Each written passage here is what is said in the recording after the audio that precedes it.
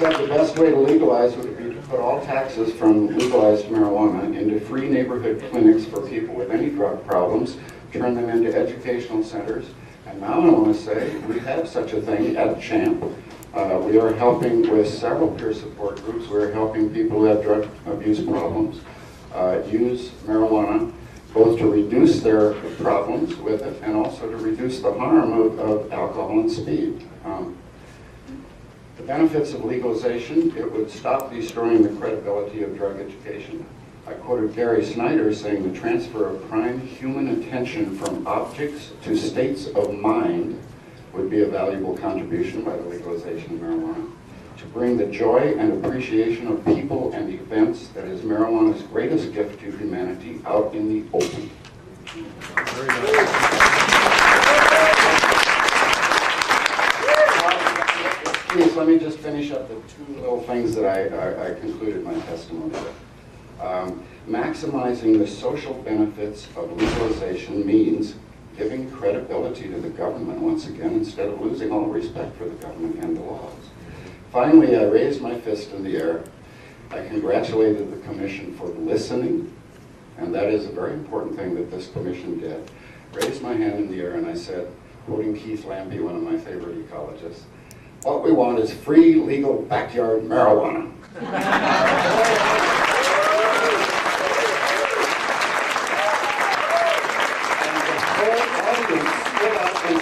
Behind me, and Governor Shafer is gaveling them down, saying, "Dr. Aldrich, I wish you hadn't brought your cheering gallery." And I just moved to San Francisco. I said, "Governor, I don't know any of these people." And I knew one thing for sure: I was home.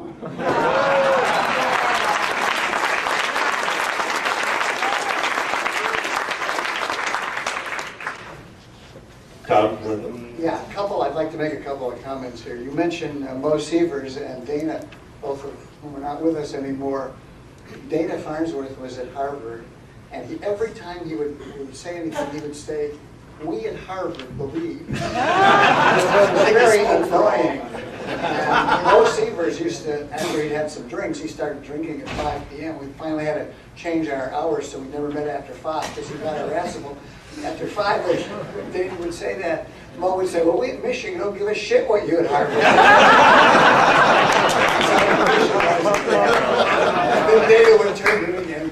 He was kind of confused in those days, and he would say, "Well, let's see what Dr. Underliner of the ACLU thinks." That's the UCLA.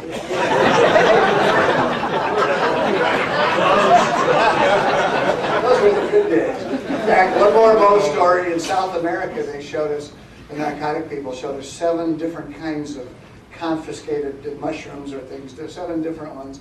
And they passed it around, and when it got around the circle of us, there were only 6. For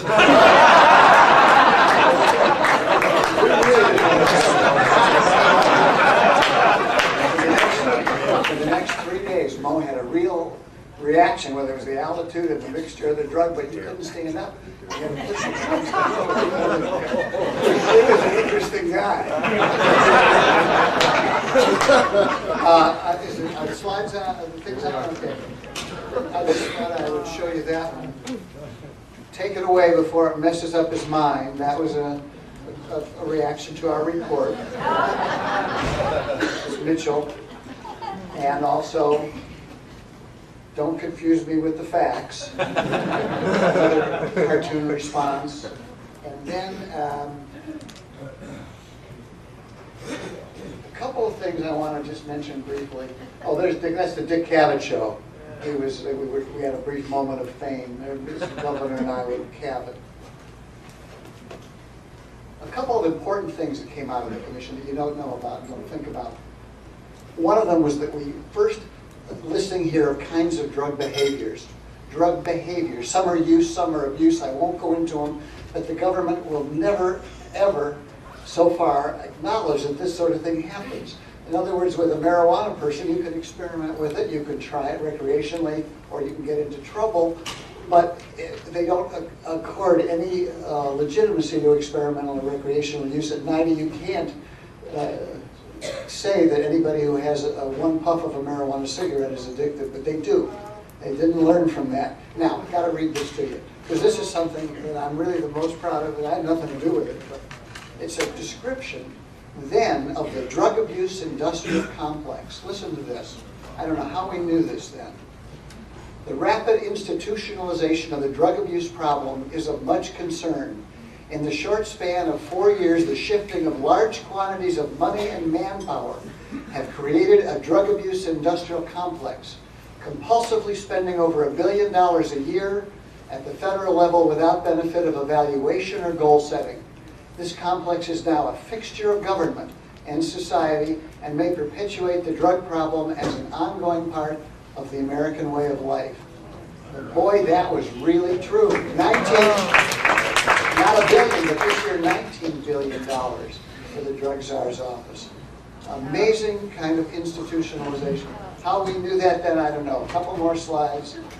This is, these are our hearings and meetings in a place called Kabul, Afghanistan. I'm one of the few people, you know, who went into a jail in Kabul where they kept the American hippies.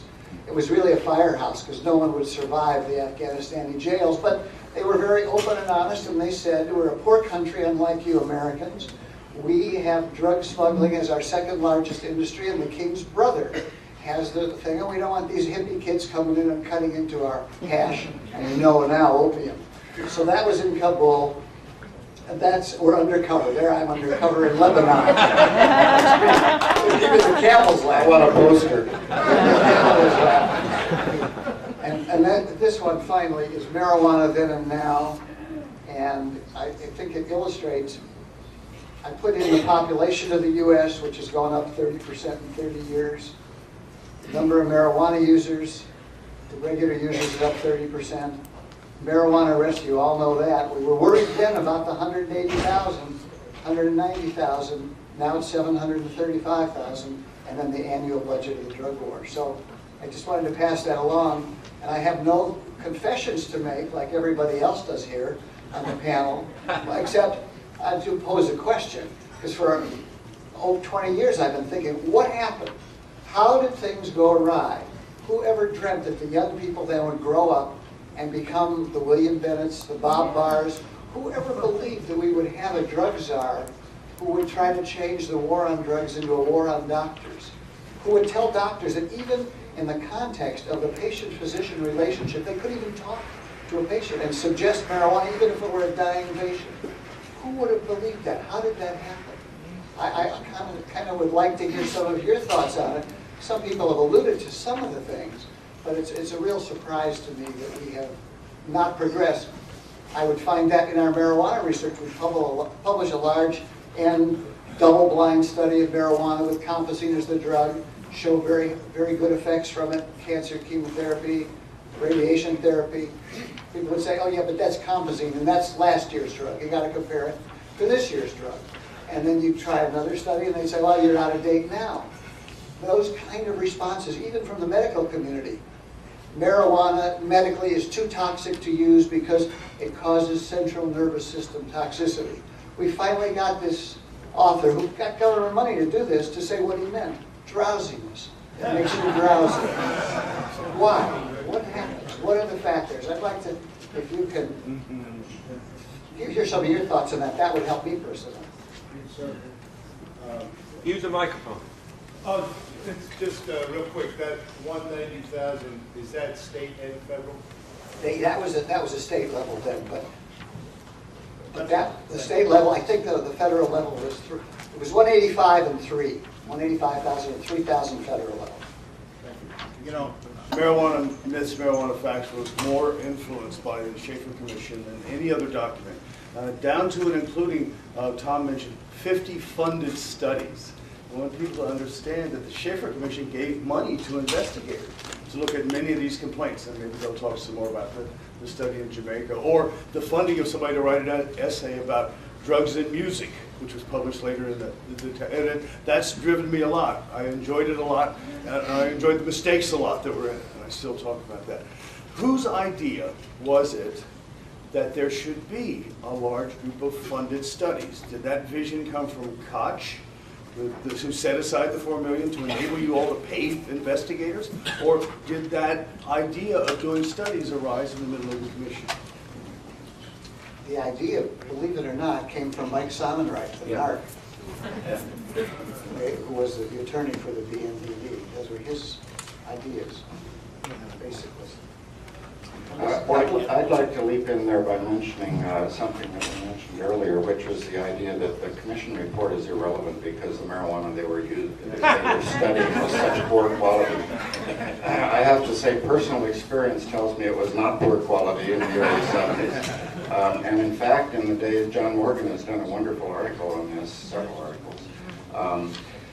In the early days of the 70s, we were allowed to submit samples, as John told us yesterday, to PharmChem. I submitted a bunch. I have gas chromatography of samples from the early 70s that didn't look anything like the shit the government is still handing out. We registered from 4% THC in some of the Thai stick samples to up to 14% THC in some of the Nepalese temple hash. And what I did at one point was simply to test all my archives. At one point I archived marijuana samples myself that I had consumed. Had been tested in the days before when PharmChem could give us the results.